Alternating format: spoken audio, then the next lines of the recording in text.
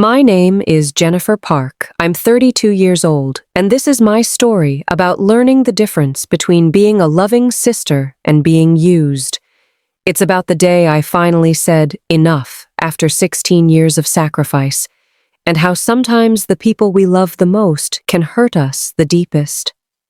If you find my story meaningful, please consider subscribing and giving this episode a like to help others discover it. Now let me take you back to a wedding that changed everything. I am an only child. Standing on the stage, my younger brother, Andrew Park, embraced his bride, smiling at the 200 guests gathered before them. I sat at table 18, tucked away in the furthest corner of the reception hall. Strangers surrounded me on all sides. Someone nearby whispered, "An only child? Doesn't Andrew have a sister?" "Shh, keep it down," came the hushed response. I heard every word. I said nothing. 10 years. 10 long years since I dropped out of high school at 16 to put him through his education. High school, college, graduate school, doctoral program. $870,000, 127 bank transfers. I glanced down at my phone, opening the Chase banking app to scroll through the transfer history. Then I smiled to myself. Only child. What beautiful words those were. The wedding was being held at the Ritz-Carlton Hotel. Crystal chandeliers cast prismatic light across red carpeting, while white roses and lilies adorned every available surface. I wore a dress I had purchased 3 years ago from Target, feeling completely out of place among the elegantly dressed guests. "Ms. Park, your seat is at table 18, the wedding coordinator had informed me earlier. I studied the seating chart carefully. Table 1 housed the bride and groom's parents. Table 2 was reserved for the bride's relatives. Tables 3 through 10 accommodated the most important guests from both families. Table 18 sat in the furthest corner, conveniently located near the restrooms. "I'm the groom's sister," I had told the coordinator. She paused, glancing down at her iPad with a confused expression. "I apologize, but the list shows Jennifer Park with a notation of distant relative." Distant relative. I smiled and said nothing more. My husband, Daniel Brown, squeezed my hand gently. "Should we leave?" "Not yet," I replied quietly. I found table 18 and took my seat. I didn't recognize a single person at my table. "Hello, I'm the groom's—" A middle-aged woman attempted to make conversation. "Sister," I finished for her. Her expression changed immediately, and she said nothing further. The music began to play. My brother Andrew, dressed in a Hugo Boss suit, walked hand in hand with his bride toward the stage. He looked thinner than I remembered. 28 years old now, a Stanford University doctoral graduate, earning $150,000 annually at Goldman Sachs. I had supported his education for 10 years, and he had finally achieved success. "Thank you all for joining Brittany and me on this special day." Andrew's voice carried through the microphone across the entire ballroom. "My name is Andrew Park, and I'm an only child." Only child. My grip tightened slightly on my champagne flute. My family didn't have much money, but my parents made sacrifices, giving me all their love and support. Made sacrifices? I dropped out of high school at 16 to work as a cashier at Walmart. My first month's salary was $800. I kept $100 for food and transferred the remaining $700 to the family account via Venmo. When he attended UCLA, I earned $3,000 monthly and gave him $2,000. During his master's program, I gave him $3,000. Throughout his PhD studies, I provided $3,500 each month, 10 years, 127 transfers, $870,000. I scrolled through my phone's photo album, where I had saved screenshots of every Venmo and Bank of America transfer. I especially want to thank my parents. Without them, there would be no me standing here today. On stage, Andrew bowed deeply. Applause erupted throughout the hall. I didn't clap. "Are you all right?" Daniel whispered. "I'm fine." I watched my brother on the stage. He was smiling with genuine happiness, as if he truly had forgotten he had a sister. Or perhaps he had never really considered me his sister at all. I was simply an ATM machine to him. The wedding ceremony continued. The newlyweds began making their rounds, toasting guests starting from table 1, table 1, table 2, table 3. I counted along. When they reached table 17, they skipped directly past table 18. They never came to our table. Daniel's face darkened with anger. "This is completely unacceptable." "Don't worry," I said calmly. I stood up. "Where are you going?" "To the restroom." But I didn't go to the restroom. Instead, I walked directly to table 1, where my father, Thomas Park, my mother, Helen Park, and the bride's parents, Richard Smith and Nancy Smith, were seated. "Mom," I said. My mother looked up, her face immediately changing color. "What are you doing here?" "Just saying hello. Is that a problem?" She lowered her voice. "Don't cause trouble. Today is your brother's big day." "I know that." "Then why are you—" "I just wanted to ask."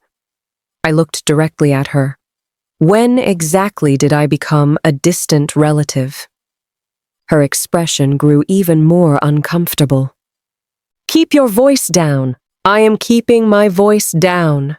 The bride's mother, Nancy Smith, glanced over. "Helen, who is this?" My mother opened her mouth, but no words came. "Distant relative," I answered for her. "I'm a distant relative of their family." Then I turned and walked away. Behind me, I heard my mother's sigh of relief. I didn't look back. Table 18, near the restroom, Daniel was waiting for me. "How did it go?" "Fine." I sat back down. The food began arriving. Lobster, steak, foie gras. I ate a few bites and waited for the right moment. The first time I truly understood I didn't matter was when I was 16 years old. It was 2008, my sophomore year of high school. My grades were solid. With an SAT score of 1400, I could have applied to decent state universities. That evening, my parents called me into the living room. "Jennifer," my mother began, "your brother is 12 years old now. He'll be starting middle school soon." I nodded. "The family," Mom glanced at Dad, "we don't have enough money." I continued nodding. So what?" Mom fell silent. Dad sighed deeply. "Jennifer, you're the older sister. You need to look out for your younger brother." I understood immediately. "You're not letting me go to college?" "It's not that we won't let you," Mom said quickly. "It's just, we need to prioritize your brother's education first. Once he's working, then we can support your studies." Wait for him to work? I did the math. 4 years of high school, 4 years of college, 2 years of graduate school, 5 years for his doctorate. I'll be 31 by then. Why does a girl need so much education? Dad frowned. "By then, you'll marry into a good family." "I don't want to get married. I want to study." "How can you be so selfish?" Mom's voice became shrill. "Your brother is a boy. He's the Park family legacy. If you support his education and he becomes successful, won't that reflect well on you, too?" I stared at her. There was no guilt in her eyes, only complete certainty that this was the natural order of things. "You're the older sister. Isn't it natural for you to sacrifice for your younger brother?" She would repeat those words countless times over the years. That night, I lay in bed and cried until dawn. The next day, I packed my belongings and went to the nearby Walmart to find work. At 16, I was still a minor. The manager was reluctant to hire me, but I pleaded with him. "Sir, I can work hard. Please just give me a chance." He took pity on me and hired me. My first month's salary was $800. I kept $100 and transferred the remaining $700 to the family account. When I made the Venmo transfer, I wrote in the notes, "Mom, this is for my brother's tuition." I thought that by making this sacrifice, they would be grateful. I was wrong. The first year, they said, "Thank you, Jennifer." The second year, they said, "Jennifer sent money." The third year, they simply said, "The money arrived." The fourth year, they began pressuring me. "Why haven't you transferred this month's payment yet?" I was never their daughter. I was an ATM.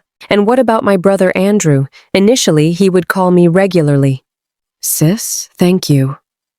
"Sis, I'll study hard." "Sis, when I start earning money, I'll buy you lots and lots of things." Eventually, the phone calls became less frequent.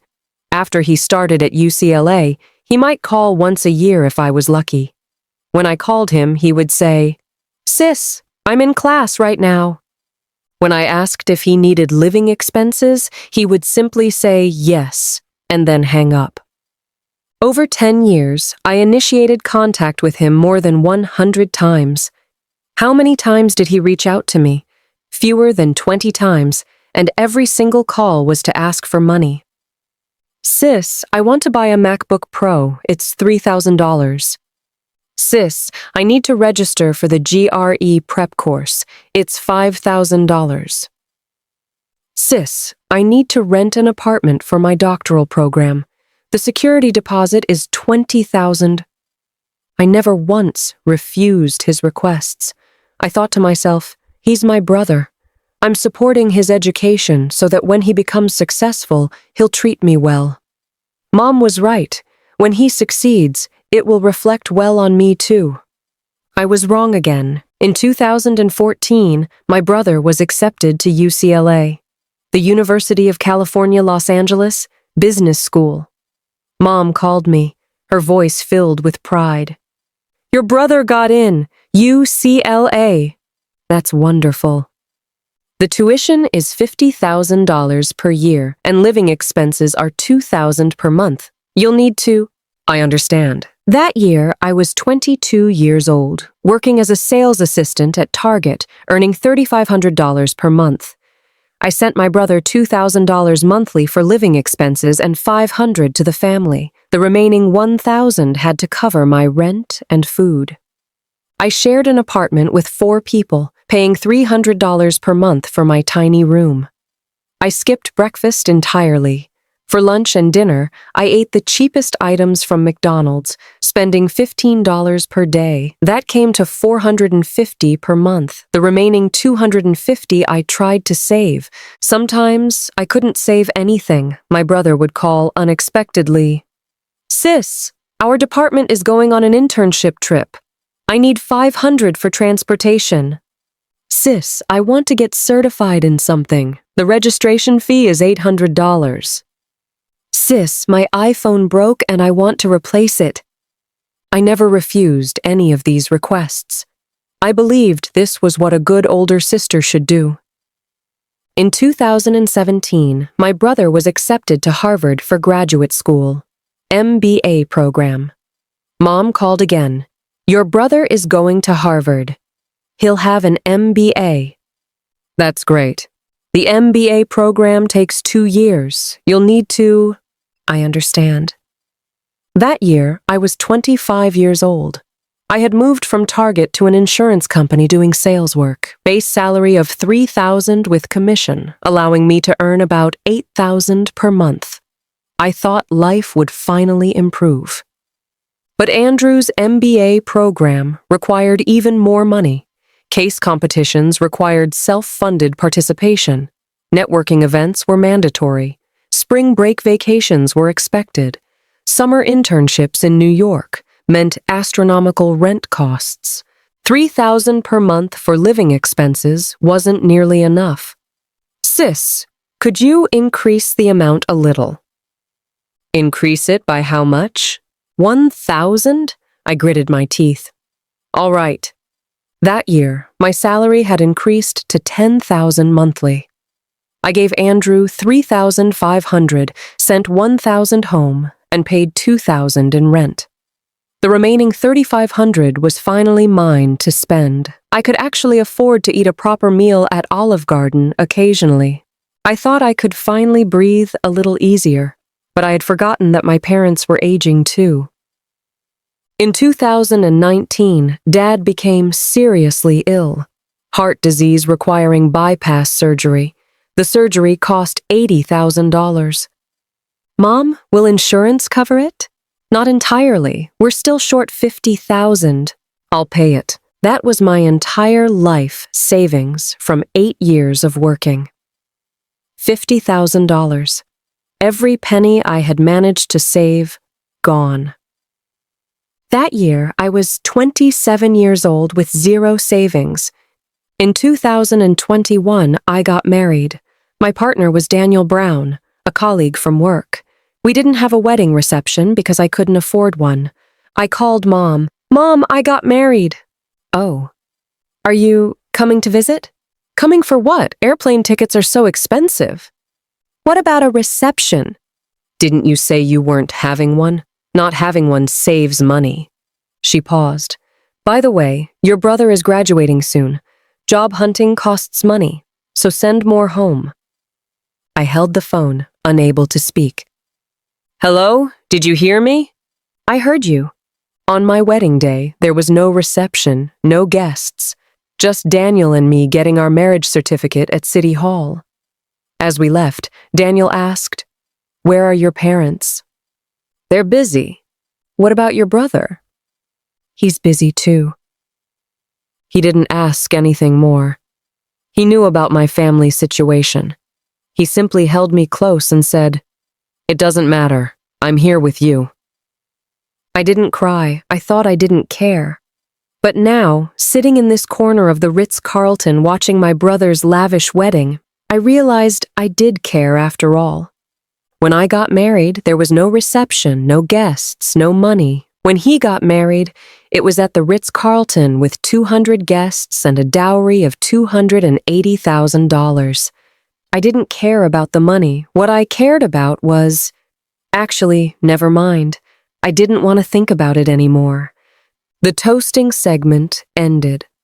Time to cut the cake. I watched my brother and sister-in-law on stage without feeling much of anything. "You're Andrew's sister?" a voice said from beside me. I turned to see a young woman standing there dressed in Tory Burch with a Coach handbag. I recognized her as the bride's cousin. Yes, she looked me up and down. Your outfit is quite modest. I said nothing. Isn't Andrew a Harvard MBA? How come your family dresses like this? What does my clothing have to do with his MBA? She paused, then laughed. You're right. You're just a distant relative anyway, aren't you? I looked at her carefully. Who told you I was a distant relative? Brittany did, she shrugged. She said Andrew is an only child and your distant family from some small town. What's wrong with being from a small town? Nothing, she pursed her lips. It's just that you sitting at this table seems inappropriate. How so? This table is for hotel staff, she pointed to the placard on the table. You're a guest. You should be sitting with the other guests. I looked down at the table marker. Staff table. They had seated me at the staff table. I laughed. What? What's funny? Nothing. I stood up. Where are you going? To change seats. I walked toward table 1. The bride's cousin called after me. Hey, you can't go over there. I ignored her. Table 1. The bride and groom's parents. Mom saw me approaching and her face changed color. What are you doing? Sitting down. You can't sit here. Why not? This is the head table. Can't the groom's sister sit at the head table? Mom's voice dropped even lower. Don't cause trouble. I'm not causing trouble. I pulled out a chair and sat down. The bride's mother, Nancy Smith, looked over. Who is this? My mother opened her mouth but couldn't speak. I'm Andrew's sister, I answered for her. Nancy looked stunned. Sister, Helen, didn't you tell me Andrew was an only child? My mother's face went pale. Mom misspoke, I smiled. Andrew does have a sister, that's me. Then why were you sitting over there? Nancy pointed toward table 18. You'll have to ask my mother about that. Nancy's expression was not pleasant. My mother panicked. I didn't mean to. It's what? She couldn't form words. Just then, the bride, Brittany Smith, approached our table. What's going on? Brittany, this woman claims to be Andrew's sister, Nancy said. Brittany glanced at me. Her? Yes. That's impossible, Brittany frowned. Andrew told me he was an only child. He did say that. I looked at her. But it's not the truth. What do you mean? I stood up. Andrew does indeed have a sister. Me. What proof do you have? I smiled and opened my phone, scrolling to my photo album. You want proof? You can't make claims without evidence. Fine. I handed her my phone. On the screen was a screenshot, a Venmo transfer record. September 1st, 2014, Jennifer Park transferred to Andrew Park, $5,000, note, tuition. I scrolled to the next screenshot. October 3rd, 2014, Jennifer Park transferred to Andrew Park, $2,000, note, living expenses. The next one, and the next one, and the next one. 127 screenshots, 10 years, $870,000. Brittany's face grew increasingly pale. Is that enough? I took my phone back. Or do you need me to print out bank statements? She couldn't speak. I looked toward my brother Andrew. He had walked over at some point and was standing behind his wife, his face ashen. Sis, you... I what? He opened his mouth, but no words came. The money for your doctoral program came from me, I said, looking directly at him. I dropped out of high school at 16 and supported you for 10 years. The entire hall fell silent. No one spoke. 200 guests, completely quiet. Everyone was staring at us. Andrew's face flushed red, then went white. Sis, please don't say any more. Why can't I say it? Today is my wedding day. So? Could you give me some dignity? I stared at him. Dignity? Sis. When you were in your doctoral program and asked me for money, I gave it to you. Sis. When you wanted to buy a MacBook and asked me for money, I gave it to you. Please stop. When you needed GRE prep course money, I gave it to you. Sis! His voice grew louder. I didn't stop. 10 years, 127 transfers, $870,000. Enough! Enough? I laughed. I gave you everything and you say enough? His lips trembled. I'll pay you back. I don't want you to pay me back. Then what do you want? I want you to tell everyone, I pointed at the 200 guests, that you're not an only child. He froze. What? Go up on that stage, take the microphone, and tell everyone present that you have a sister, that she paid for your education, that she supported your doctoral degree. I can't do that. Why not? It would be too humiliating. I stared at him. Humiliating? Sis, you don't understand. Brittany's family is very well off. Her father is an investment banker. Her mother is a doctor. I can't let them know my family was so poor that my sister had to support me." "So you told them you were an only child?" He hung his head. "Yes." "So you had me seated at the staff table?" "Yes." "So in your mind, I'm an embarrassment?" He said nothing. I nodded. "Fine. Now I understand." I turned and walked toward the stage. "Sis, what are you doing?" I ignored him. I walked up on stage and took the microphone. 200 pairs of eyes focused on me. "Hello, everyone." My voice carried through the sound system across the entire ballroom. "My name is Jennifer Park, and I am Andrew's sister." A murmur of shock rippled through the crowd. "Earlier, the groom said he was an only child. That was a lie. He has a sister, me. I paid for his college tuition. I paid for his graduate school tuition. I paid for his doctoral living expenses. 10 years, $870,000. Starting from when I dropped out of high school at 16. I paused. You might wonder why I dropped out at 16. Because the family couldn't afford to educate both children. My parents chose my brother. Because he's a boy, he's the Park family legacy. Because you're the older sister, sacrificing for your brother is natural. The hall grew even quieter. I looked toward the bride's parents. "Richard, Nancy, did you know?" Their faces looked terrible.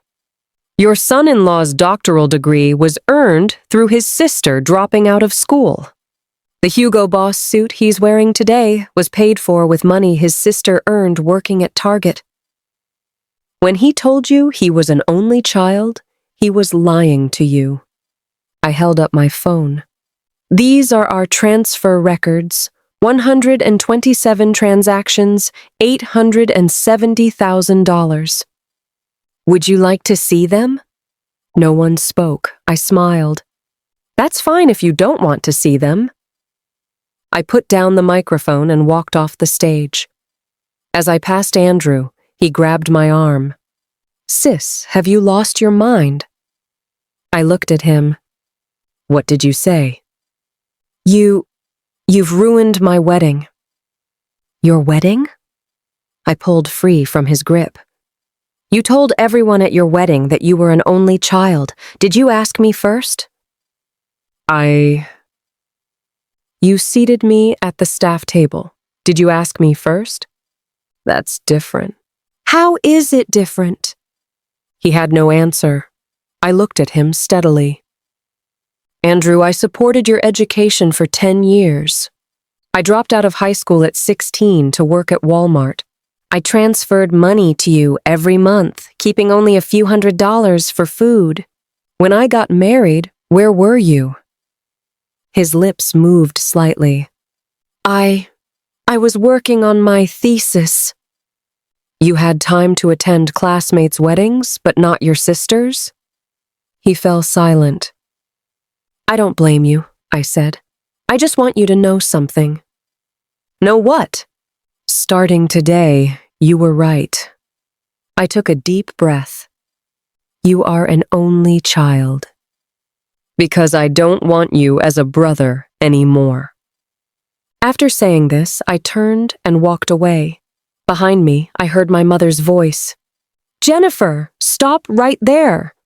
I didn't stop. "You ungrateful child, your brother is getting married today. What are you causing trouble for?" I turned around. She stood there, her face flushed red with anger. "How can you act this way? You're the older sister. You should accommodate your younger brother." "I accommodated him for 16 years, I said. "That's enough." Mom, do you know what my wedding was like?" She paused. "What was it like?" "We got a marriage certificate at City Hall."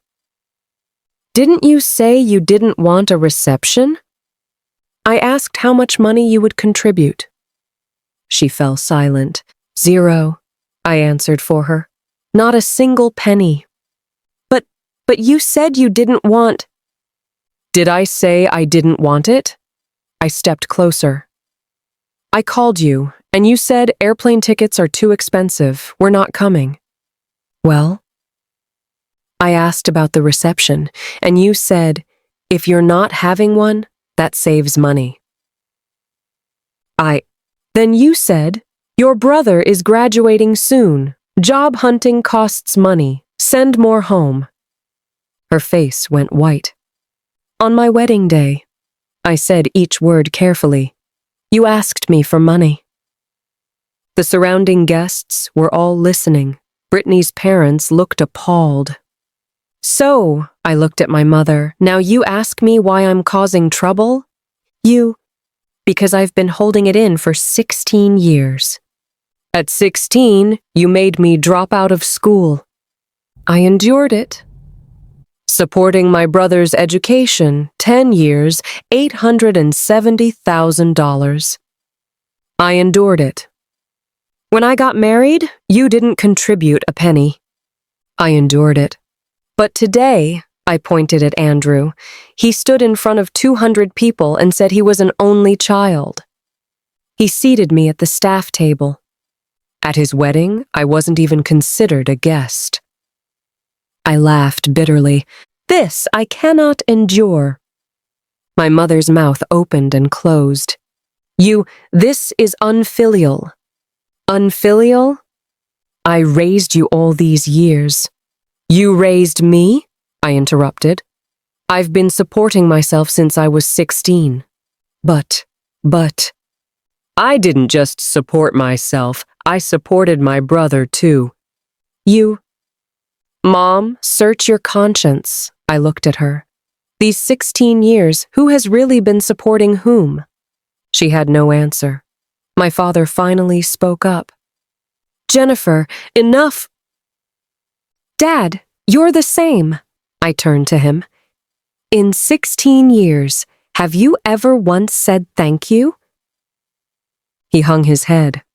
I supported my brother's education, and you all took it for granted. I got married without a reception or dowry, and you all thought it didn't matter. Now my brother gets married, Ritz-Carlton, 200 guests, $280,000 dowry. I paused. $280,000 dowry. Where did that money come from? My mother's face changed color. What? What do you mean? Your family has no money, I know that. I looked at her. So where did that $280,000 dowry come from? She remained silent. I continued. All the money I sent home over the years, how much did it add up to? How much did you save? Wasn't it just about the right amount? Her face went completely white. I smiled. Now I understand. The money I sent for my brother's education became his tuition. The money I sent home became his dowry. I got nothing. He got everything because I'm a daughter. He's a son. Nearby, Brittany's mother, Nancy, stood up. Wait a minute. Everyone looked at her. Are you saying, she looked at my mother, that the $280,000 dowry you gave came from your daughter's money? My mother's lips trembled. No, it wasn't. Then what was it? It was money we saved. Saved? I interrupted. You and Dad together received $3,000 monthly in Social Security. Even saving for 16 years wouldn't get you to $280,000. Nancy's expression grew even worse. Andrew, she turned to my brother. How do you explain this? Andrew stood there, unable to say a word. I'm asking you. Nancy's voice rose. Did you lie to us? Mom, Brittany tried to speak for him. Don't you say anything? Nancy cut her off. I'm asking him. Andrew's face flushed deep red. I didn't lie to you. You didn't lie? I said. You said you were an only child. Was that a lie? He remained silent. You said your family's financial situation was modest, but manageable. Was that a lie?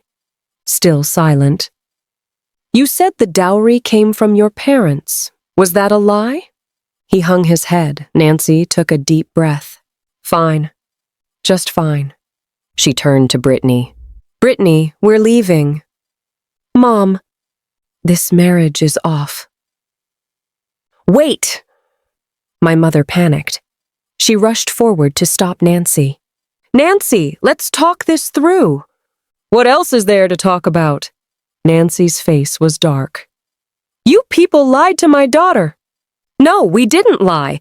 Wasn't the $280,000 dowry paid with your daughter's money? My mother opened her mouth. That was our family's money, whoever we give it to. Whoever we give it to. Nancy laughed coldly.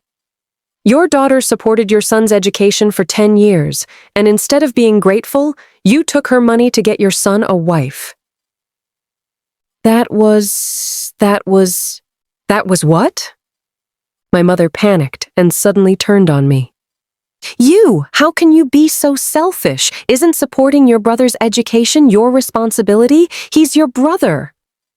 I stared at her. My responsibility? Yes, your responsibility, she said righteously. You're the older sister. Helping your brother is only natural. Helping my brother is natural, I said. But being denied is also natural? Who denied you? Him. I pointed at Andrew. He said he was an only child. He didn't mean it. He didn't mean it? I laughed. Mom, your ability to lie with a straight face hasn't changed over the years. How dare you speak to your mother that way? Then how should I speak? I looked at her. Should I kneel down and beg him to acknowledge me as his sister? She was speechless. Andrew's voice suddenly broke the silence. Sis, I apologize. I turned to look at him. He stood there, his face ashen. I shouldn't have said I was an only child. No, you shouldn't have. I'll change in the future. The future? Yes. In the future, I'll tell everyone I have a sister. I looked at him steadily. You think that's enough? He paused. Otherwise, what do you want? What do I want? I smiled. Andrew, do you know how I've lived these 16 years? He said nothing. At 16, I worked as a cashier at Walmart. Standing 12 hours a day, my legs swelling like tree trunks. At night, sleeping in an apartment shared by 4 people, too hot to sleep. I earned $3,000 monthly, gave you $2,000, kept $1,000 for myself. With that $1,000, I had to pay rent, buy food, purchase necessities. Do you know how I survived? He still said nothing. I skipped breakfast. For lunch and dinner, I ate only the cheapest items from McDonald's. I didn't buy new clothes for 3 years. When I got sick, I didn't dare go to the doctor. I just endured it. Do you know why? Because I was afraid to spend money. I was afraid that if I spent money, I wouldn't have enough to send you. I was afraid that if I couldn't send you money, you couldn't continue your education. I was afraid that if you couldn't study, you'd have no future. I took a deep breath. And what happened? You became successful. Stanford doctoral graduate, earning $150,000 annually. You married into a wealthy family. Ritz-Carlton wedding. 200 guests. But what about your sister, seated at the staff table? Called a distant relative. Called an embarrassment by you? I looked at him directly. Andrew, do you think saying I apologize is enough? His face flushed red. Then, what do you want? I don't want anything. What do you mean? I'm tired, I said. 16 years. I'm exhausted. Sis. From today forward, I said each word clearly, I have no brother. You can't do this, my mother shrieked. You're the older sister. You can't disown your brother. I can't. I looked at her. When you all denied me, did you ask if I could handle it? She opened and closed her mouth, speechless. I turned and walked toward Daniel. Let's go. All right. He took my hand as we headed for the exit. Behind us, Andrew's voice rang out. Sis, you can't leave! Hurried footsteps followed. He caught up to us. Sis, I was wrong. I didn't stop walking. Sis, I was really wrong. Please forgive me. I continued walking. Sis! He suddenly dropped to his knees with a loud thud in the hotel lobby. Everyone stared. Sis, I'm kneeling before you. Please forgive me. I stopped and turned around to look at my brother on his knees. You kneel, so I have to forgive you? Sis! Do you know? I crouched down to look into his eyes.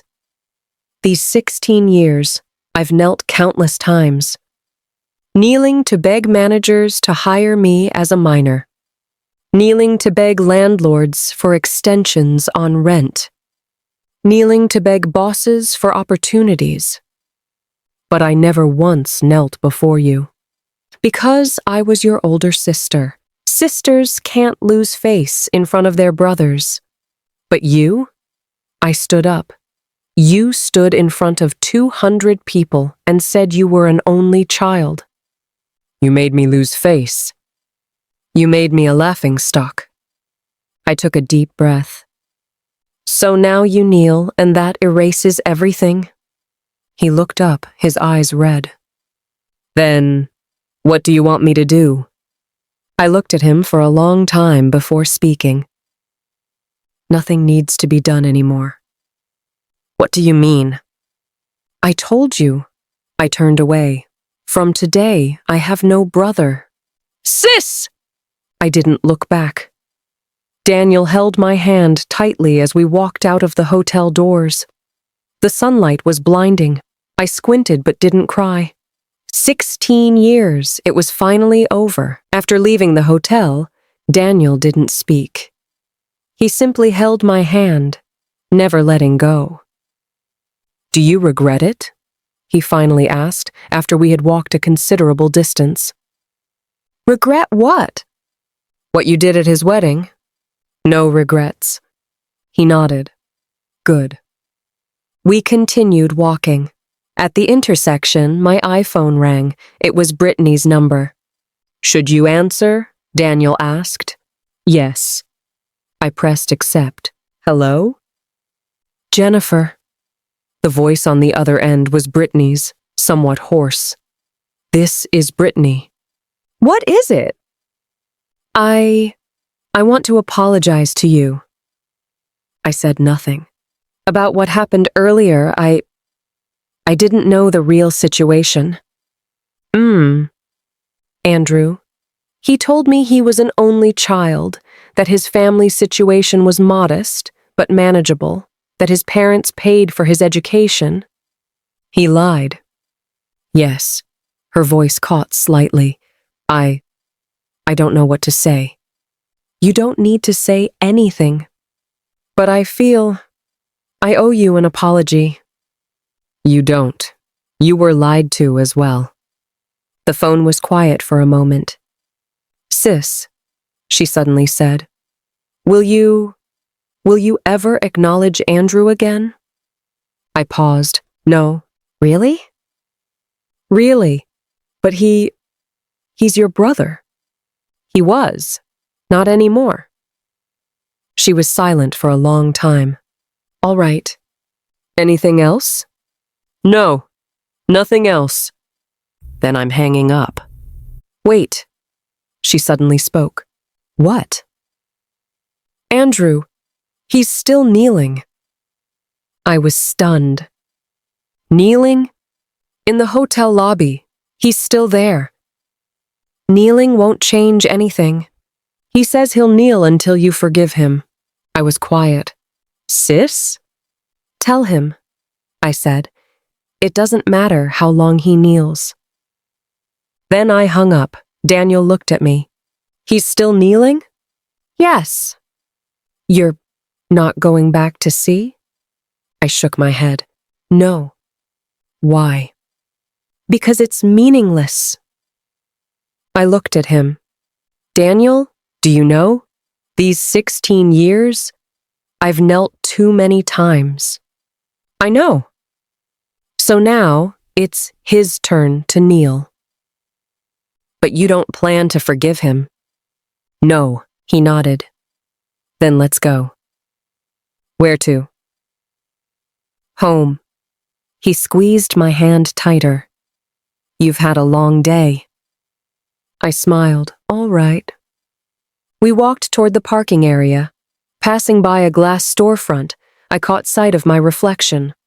32 years old, hair slightly disheveled, eyes somewhat red, but standing straight. I thought about my 16-year-old self, that girl at Walmart in her blue uniform. She also stood straight, but her eyes held confusion and fear. Now was different. Now my eyes held liberation. 16 years, finally free. We arrived home in the evening. Daniel made 2 grilled cheese sandwiches. We sat on the couch eating. Good? He asked. Very good. I added your favorite tomatoes. I noticed. I ate quietly. Then suddenly tears began falling, dropping onto my plate. What's wrong? Daniel set down his sandwich and took my hand. Nothing. You're crying. I'm not. The tears are falling on your plate. I looked up at him, tears flowing uncontrollably. Daniel. Yes? Have I been very foolish these 16 years? He didn't answer immediately. I supported his education for 10 years, $870,000. I gave him all my money. When I got married, I had no reception, no dowry, nothing. I thought he would be grateful. I thought when he became successful, he would treat me well. But what happened? He said he was an only child. I cried harder. Was I very foolish? Foolish. Very foolish! Daniel was quiet for a moment. Then he pulled me into his arms. Not foolish. But you're not foolish, he said. You were just too kind. Kind? You believed that giving would bring returns. But there were no returns. That's their problem, not yours. I leaned against his shoulder and cried for a long time. When I finished, I looked up. Thank you. For what? For staying with me today, through everything. That's what I should do, he smiled. I'm your husband. I smiled too. Yes, you're my husband. So, he touched my face gently. No matter what happens, I'll be here with you. I nodded. Okay. Just then, my iPhone rang again, another unknown number. Should you answer? Daniel asked. Yes. I pressed accept. Hello? Jennifer. It was my mother's voice. What do you want? Your brother is still kneeling at the hotel. I know. Could you come back? Come back for what? Let him stand up. Her voice was hoarse. He's been kneeling for 2 hours. How long he kneels is his business. Jennifer, I told you I won't forgive him. How can you be so heartless? Heartless? I laughed. Mom, do you know what heartless really means? What do you mean? Heartless is making a 16-year-old daughter drop out to work. Heartless is using a daughter's money for the son's wedding. Heartless is demanding money from your daughter on her wedding day. Heartless is seating your daughter at the staff table. You've done all of these things. She fell silent. So, Mom, I said, you have no right to call me heartless. Jennifer, that's all. I took a deep breath. Don't call me anymore. What do you mean? I mean, I said each word clearly, from today I have no brother and no parents. Then I hung up and blocked the number. Daniel looked at me. Are you sure? I'm sure. Cutting ties so completely? I looked at him. 16 years, I said. It's enough. He nodded. All right. You don't think I'm too cruel? No. He took my hand. Sometimes you have to be firm when necessary. I smiled. Thank you. No need to thank me. He smiled back. We're family. Family. Those words made my eyes water again, but this time from warmth. I had a real family member, that was enough. 1 week later, I received a text from Brittany. Sis, about what happened at the wedding, do you know the aftermath? No. After you left that day, Andrew knelt for 3 hours. And then? Then, my parents made him get up. What happened after he got up? My parents were very angry. Angry about what? Angry that he lied to us. As expected. My mom said she wanted to investigate his family's real situation. Did she investigate? Yes. She sent a crying emoji. It was worse than we imagined. So, my parents aren't very satisfied. If they're not satisfied, get divorced. Sis, I'm not joking, I said. He even lied to you. What else will he lie about in the future? She was silent for a long time. I need to think about it. Up to you. Sis, there's one more thing. What? Andrew. He wants to apologize to you. Apologize? He says he wants to apologize to you in person. Not necessary.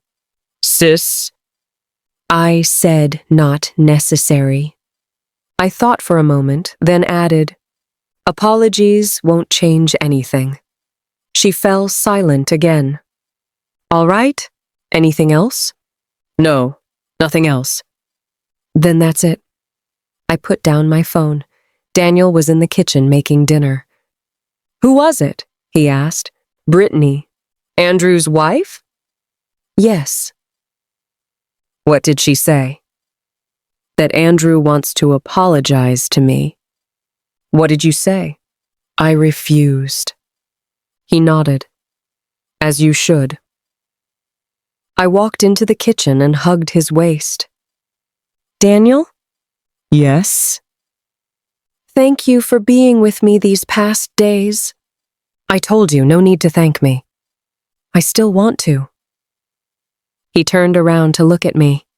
Then live your life well, he said. That's the best thanks you can give me. I smiled. Okay.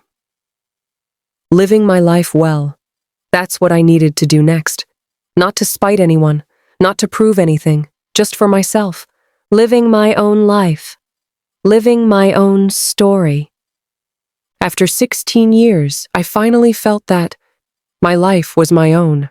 How wonderful that felt. 1 month later, my company had a project requiring a business trip to New York. My boss specifically chose me to go.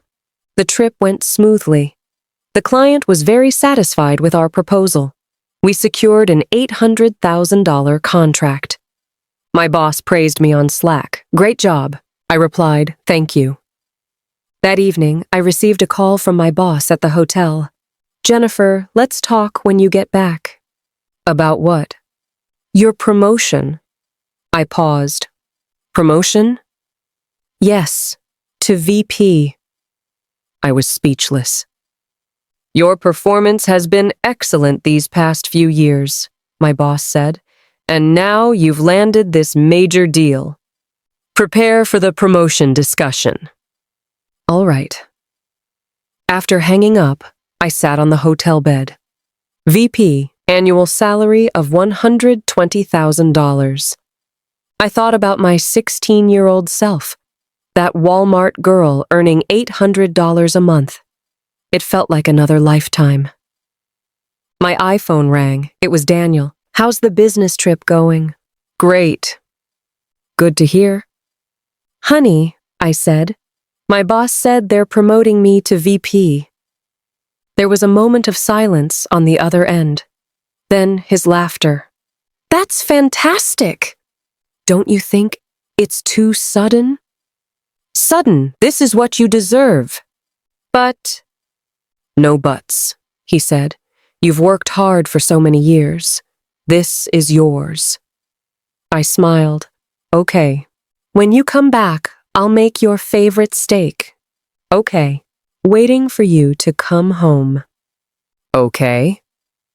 After hanging up, I looked out at the night view. New York nights are bright, lights everywhere. I remembered 16 years ago, the first time I came to New York for a connecting flight, also at night. Back then, I carried a worn duffel bag, standing in JFK Airport.